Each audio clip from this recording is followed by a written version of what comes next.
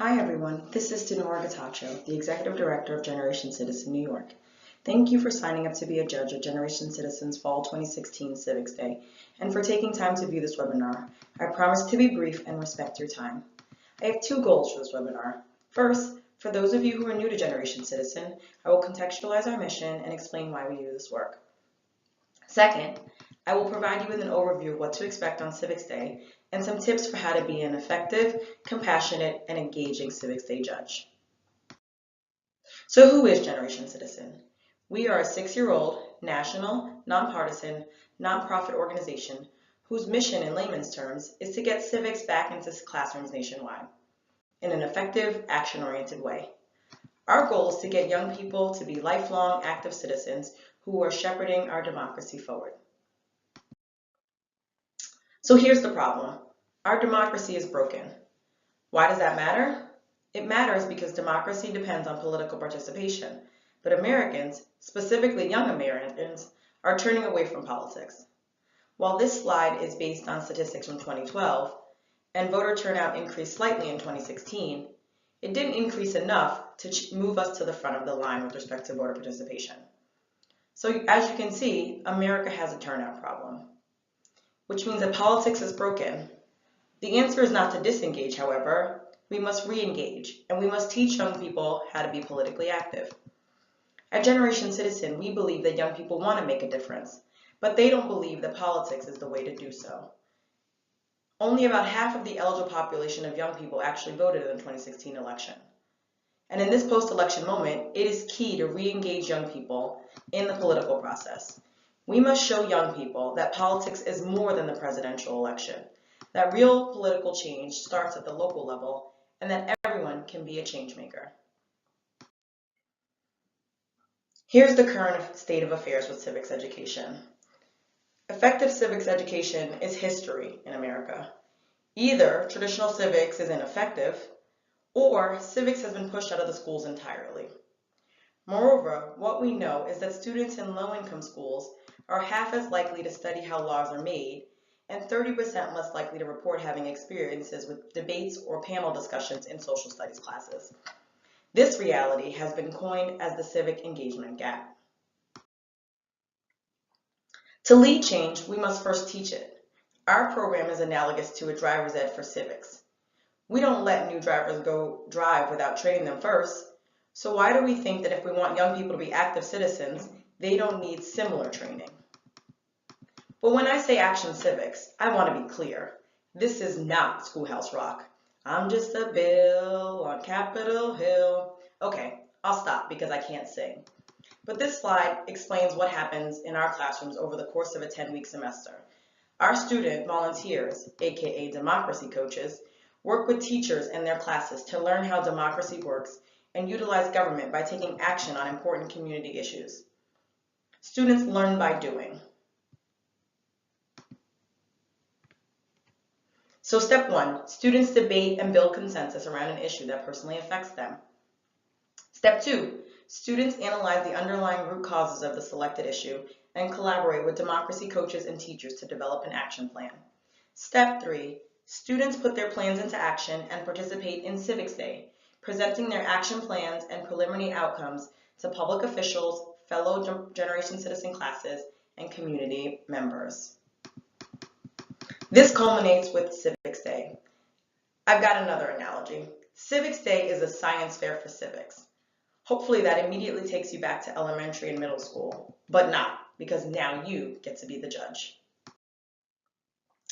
Dun dun dun! That's where you come in, dear Civics Day judge. You will be in a group of 2 to 3 judges, potentially including one high school student who will serve as a co-judge. You will judge 4 rounds of classes. Each round will last for 15 minutes. Student presentations will take 8 minutes. Then you should transition to questions and scoring during the remaining 7 minutes. So what should you do as a Civics Day judge? First, you should start out by introducing yourself and asking the students to do the same. Then you should have students explain their project. As I said before, you should transition to asking clarifying questions after about 8 minutes. Then, after you've got all your questions answered and you don't have any further comments or information to share with the students, you should thank students and move on to scoring and transitioning to the next table. You will be given a warning at the 5-minute mark when there's only that much time left in the round. That will be your indication to wrap up your conversation, thank the students, and score the round. Once you have completed this, you should go to your next table.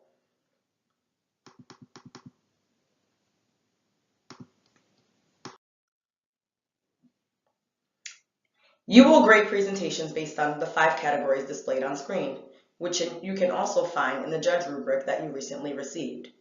The first category is grassroots change. That's, can students clearly and compellingly articulate why their focus issue matters to them and matters to their community? The second criteria is systemic impact. Can students provide logical and evidence-based reasoning to explain how their project goal addresses the systemic root causes of their issue? The third criteria is collaboration and diversity. Students will have engaged a variety of local community members in their work and can clearly explain why each has a stake in the issue. The fourth category is action. Can the students demonstrate that they've utilized a variety of tactics to engage their targets and have shown considerable thoughtfulness and attention to quality in completing their tactics?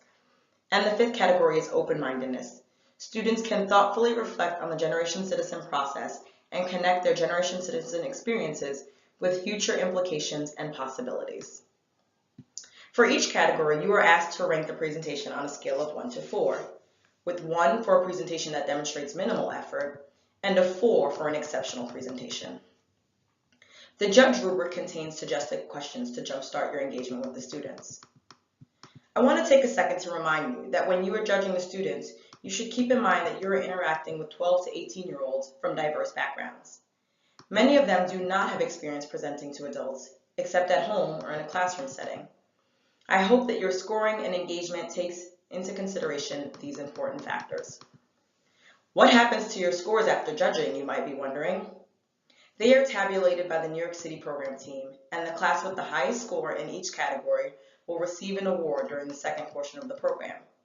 So I encourage you to stick around and cheer on the students for their hard work. This year we will be using an online scorecard. You should log on to the bit.ly link on screen to see the full form. This link is case sensitive. Please make sure to save it in your phone. We are asking that each judge complete the form and submit it via the link online. I'm going to walk you through the form and what you can expect. First, select the table number from the drop-down menu. Then, please enter the score for each of the rubric categories. Remember, it's a scale of 1 to 4. Then finally, enter any feedback you might have for students and how they can further the goals of their projects. Then click Submit, and on you go to your next table until you complete all 4 rounds. Thank you again for taking the time to watch this webinar and for volunteering as a judge at this year's Civics Day. We look forward to seeing you on the 14th.